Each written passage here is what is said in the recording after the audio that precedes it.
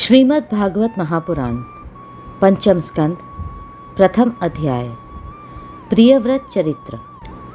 राजा परीक्षित ने पूछा, मुने, महाराज प्रियव्रत तो बड़े भगवत भक्त और आत्माराम थे।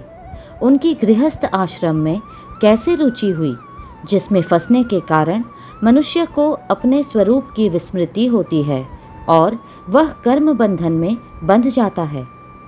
विप्रवर, निश्चय ही ऐसे निःसंग महापुरुषों का इस प्रकार गृहस्थ आश्रम में अभिनिवेश होना उचित नहीं है।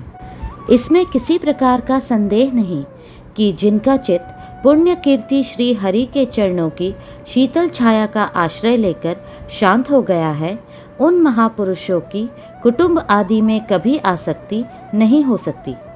ब्राह्मण, मुझे इस बात का बड़ा संदेह है कि महाराज प्रियव्रत ने स्त्री, घर और पुत्र आदि में आसक्त रहकर भी किस प्रकार सिद्धि प्राप्त कर ली और क्यों कर उनकी भगवान श्री कृष्ण में अविचल भक्ति हुई। श्री सुखदेव जी ने कहा, राजन, तुम्हारा कथन बहुत ठीक है।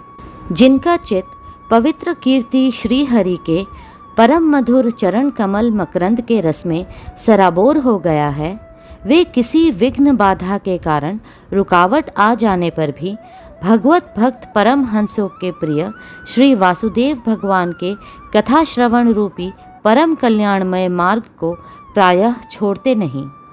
राजन, राजकुमार प्रियव्रत बड़े भगवत भक्त थे।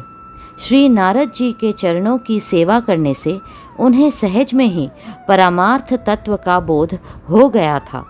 वे ब्रह्म सत्र की दीक्षा निरंतर ब्रह्माभ्यास में जीवन बिताने का नियम लेने वाले ही थे कि उसी समय उनके पिता स्वयंभू मनु ने उन्हें पृथ्वी पालन के लिए शास्त्र में बताए हुए सभी श्रेष्ठ गुणों से पूर्णतया संपन्न देख राज्य शासन के लिए आज्ञा दी।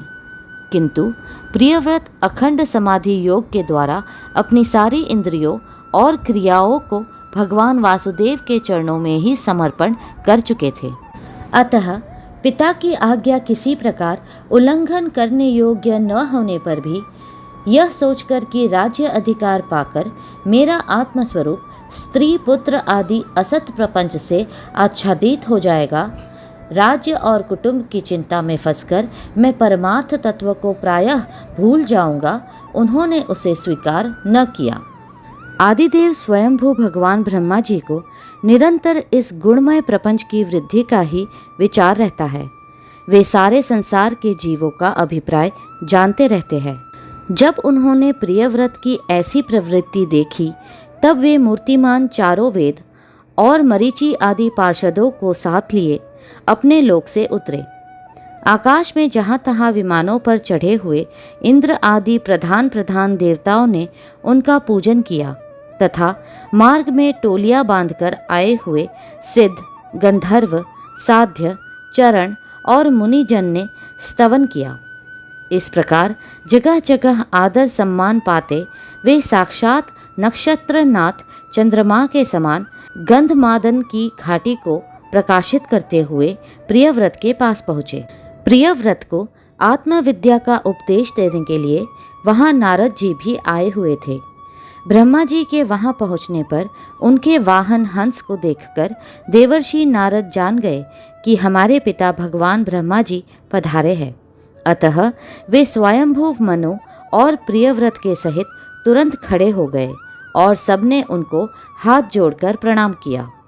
परीक्षित, नारद जी ने उनके अनेक प्रकार से पूजा की और सुमधुर वचनों में उनके गुण और अवतार की उत्कृष्टता का वर्णन किया। तब आदि पुरुष भगवान ब्रह्मा जी ने प्रियव्रत की ओर मंद मुस्कान युक्त दया दृष्टि से देखते हुए इस प्रकार कहा। श्री ब्रह्मा जी ने कहा, बेटा, मैं तुमसे सत्य सिद्धांत की बात कहता हूँ, ध्यान देकर सुनो। तुम्हें अप्रमेय श्री हरि के प्रति किसी प्रकार की दोष दृष्टि नहीं रखनी चाहिए।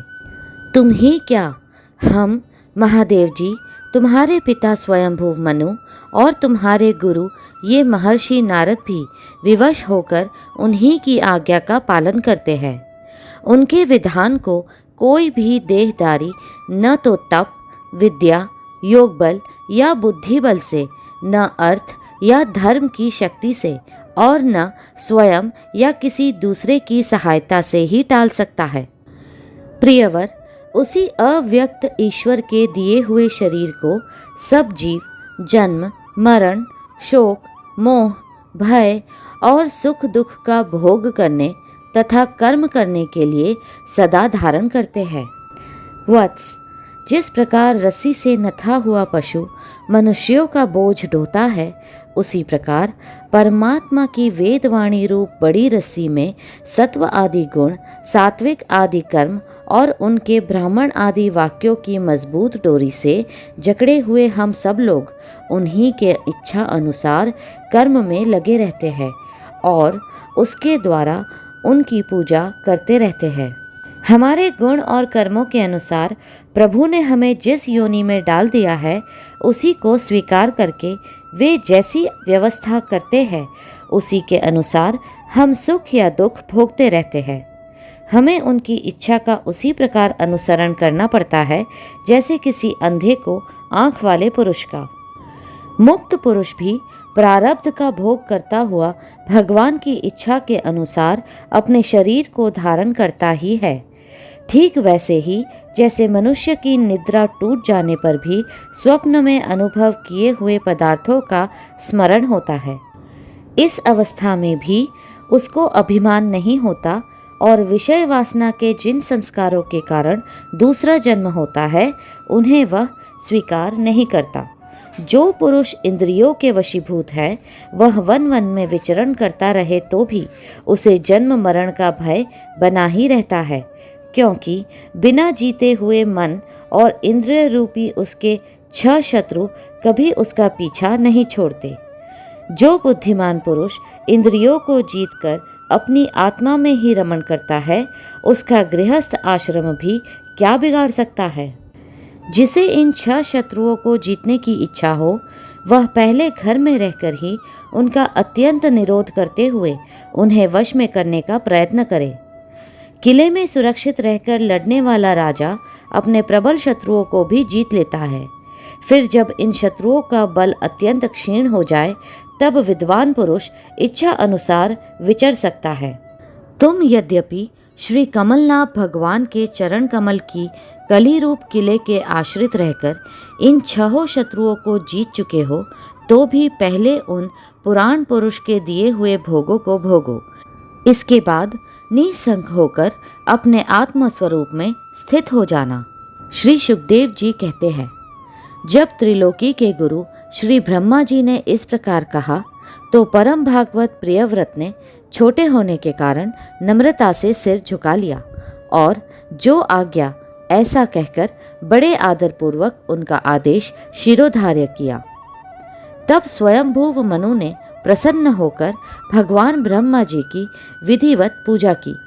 इसके पश्चात वे मन और वाणी के अविषय अपने आश्रय तथा सर्व व्यवहारातीत परब्रह्म का चिंतन करते हुए अपने लोक को चले गए। इस समय प्रियव्रत और नारद जी सरल भाव से उनकी ओर देख रहे थे। मनु जी ने इस प्रकार ब्रह्मा जी की कृपा से अपना मनोरथ पूर्ण हो जाने पर देवर्षि नारद की आज्ञा से प्रियव्रत को संपूर्ण भूमंडल की रक्षा का भार सौंप दिया और स्वयं विषय रूपी विषैले जल से भरे हुए गृहस्थ आश्रम रूपी दुस्तर जलाशय की भोगेच्छा से निवृत्त हो गए। अब पृथ्वीपति महाराज प्रियव्रत भगवान की इच्छा से राज्य शासन के कार्य में नियुक्त हुए। जो संपूर्ण जगत को बंधन से छुड़ाने में अत्यंत समर्थ है, उन आदि पुरुष श्री भगवान के चरण युगल का निरंतर ध्यान करते रहने से यद्यपि उनके राग आदि सभी मल नष्ट हो चुके थे और उनका हृदय भी अत्यंत शुद्ध था, तथापि बड़ों का मान रखने के लिए वे पृथ्वी का शासन करने लगे। तदनंतर उन्होंने प्रजापति विश्वकर्मा की पुत्री बर्हिष्मति से विवाह किया। उससे उनके 10 पुत्र हुए। वे सब उन्हीं के समान शीलवान, गुणी, कर्मनिष्ठ, रूपवान और पराक्रमी थे। उनसे छोटी ऊर्जस्वती नाम की एक कन्या भी हुई।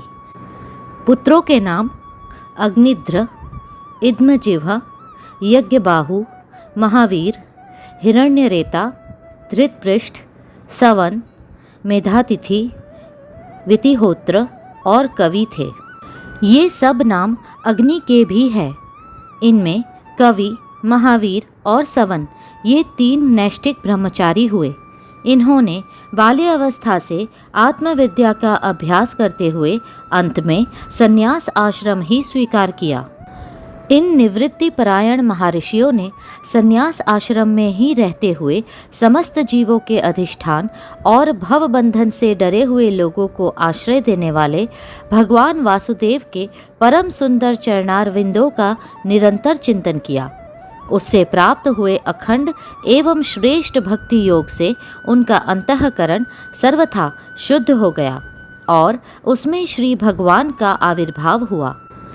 तब देहादि उपाधि की निवृत्ति हो जाने से उनकी आत्मा की संपूर्ण जीवों के आत्मभूत प्रत्यगात्मा में एक ही भाव से स्थिति हो गई। महाराज प्रियव्रत की दूसरी भार्या से उत्तम, तामस और रैवत ये 3 पुत्र उत्पन्न हुए, जो अपने नाम वाले मनवंतरों के अधिपति हुए। इस प्रकार कवि आदि 3 पुत्रों के निवृत्ति परायण हो जाने पर राजा प्रियव्रत ने 11 अर्बुद वर्षों तक पृथ्वी का शासन किया।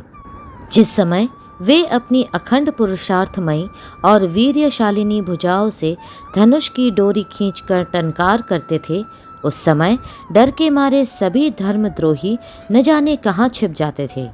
प्राण प्रिया बहिष्मती के दिन दिन बढ़ने वाले आमोद प्रमोद और अभ्युत्थान आदि क्रीड़ाओं के कारण तथा उसके स्त्री जनोचित हाव भाव, लज्जा से संकुचित मंदहास्य युक्त चितवन और मन को भाने वाले विनोद आदि से महामना प्रियव्रत विवेकहीन व्यक्ति की भांति आत्मविस्मृत से होकर सब भोगों को भोगने लगे, किंतु वास्तव में ये उनमें आसक्त नहीं थे।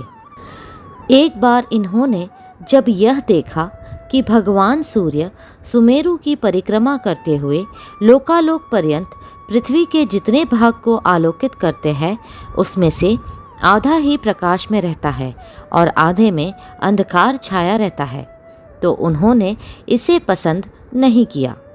तब उन्होंने यह संकल्प लेकर कि मैं रात को भी दिन बना दूंगा, सूर्य के समान ही वेगवान एक ज्योतिर्मय रथ पर चढ़कर द्वितीय सूर्य की ही भांति उनके पीछे पीछे पृथ्वी की 7 परिक्रमाएं कर डाली। भगवान की उपासना से इनका अलौकिक प्रभाव बहुत बढ़ गया था। उस समय इनके रथ के पहियों से जो लीकें बनी, वे ही 7 समुद्र हुए। उनसे पृथ्वी में 7 द्वीप हो गए। उनके नाम क्रमशः जम्बू, प्लक्ष, शाल्मली, कुश, क्रौंच, शाक और पुष्कर द्वीप हुए। इनमें से पहले पहले की अपेक्षा आगे आगे के द्वीप का परिमाण दुना है और ये समुद्र के बाहरी भाग में पृथ्वी के चारों ओर फैले हुए हैं। 7 समुद्र क्रमशः खारे जल, ईख के रस, मदिरा, घी, दूध, मट्ठे और मीठे जल से भरे हुए हैं। ये 7 द्वीपों की खाइयों के समान है और परिमाण में अपने भीतर वाले द्वीप के बराबर है। इनमें से एक एक क्रमशः अलग अलग 7 द्वीपों को बाहर से घेर कर स्थित है। अर्थात इनका क्रम इस प्रकार समझना चाहिए। पहले जम्बू द्वीप है, उसके चारों ओर क्षार समुद्र है, वह प्लक्ष द्वीप से घिरा हुआ है। उसके चारों ओर ईख के रस का समुद्र है, उसे शाल्मली द्वीप घेरे हुए है। उसके चारों ओर मदिरा का समुद्र है। फिर कुश द्वीप है, वह घी के समुद्र से घिरा हुआ है। उसके बाहर क्रौंच द्वीप है, उसके चारों ओर दूध का समुद्र है। फिर शाक द्वीप है, उसे मट्ठे का समुद्र घेरे हुए है। उसके चारों ओर पुष्कर द्वीप है, वह मीठे जल के समुद्र से घिरा हुआ है। बर्हिष्मती पति महाराज प्रियव्रत ने अपने अनुगत पुत्र आग्नेत्र, इद्मजिन, यज्ञबाहु, हिरण्यरेता, धृतपृष्ठ, मेघातिथि और वितिहोत्र में से क्रमशः एक एक को उक्त जम्बू आदि द्वीपों में से एक एक का राजा बनाया। उन्होंने अपनी कन्या ऊर्जस्वती का विवाह शुक्राचार्य जी से किया। उसी से शुक्र कन्या देवयानी का जन्म हुआ। राजन, जिन्होंने भगवत चरणारविंदों की रज के प्रभाव से शरीर के भूख प्यास, शोक मोह और जरा मृत्यु इन 6 गुणों को अथवा मन के सहित 6 इंद्रियों को जीत लिया है, उन भगवत भक्तों का ऐसा पुरुषार्थ होना कोई आश्चर्य की बात नहीं है, क्योंकि वर्णावहिष्कृत चांडाल आदि नीच योनि का पुरुष भी भगवान के नाम का केवल एक बार उच्चारण करने से तत्काल संसार बंधन से मुक्त हो जाता है।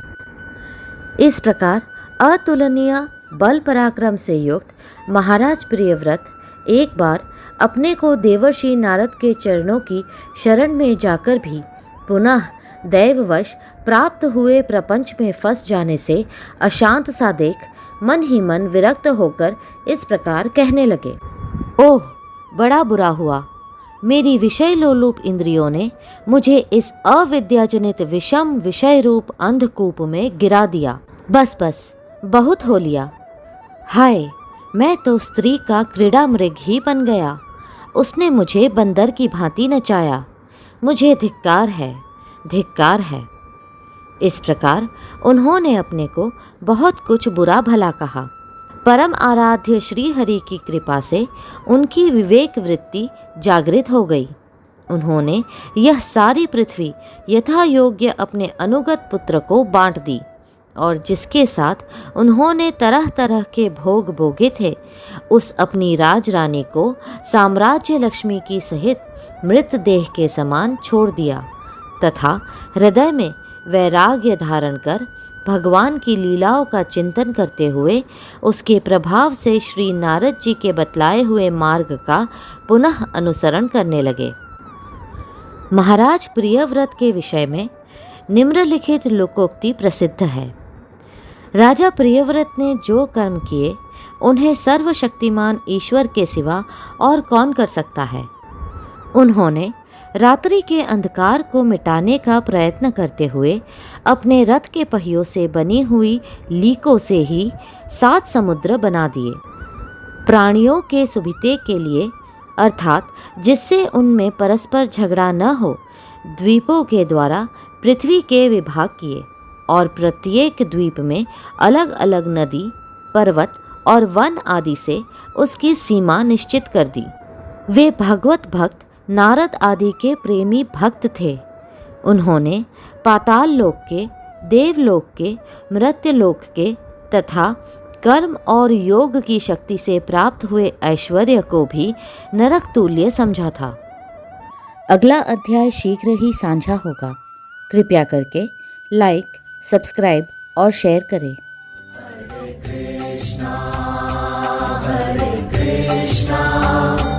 Krishna Krishna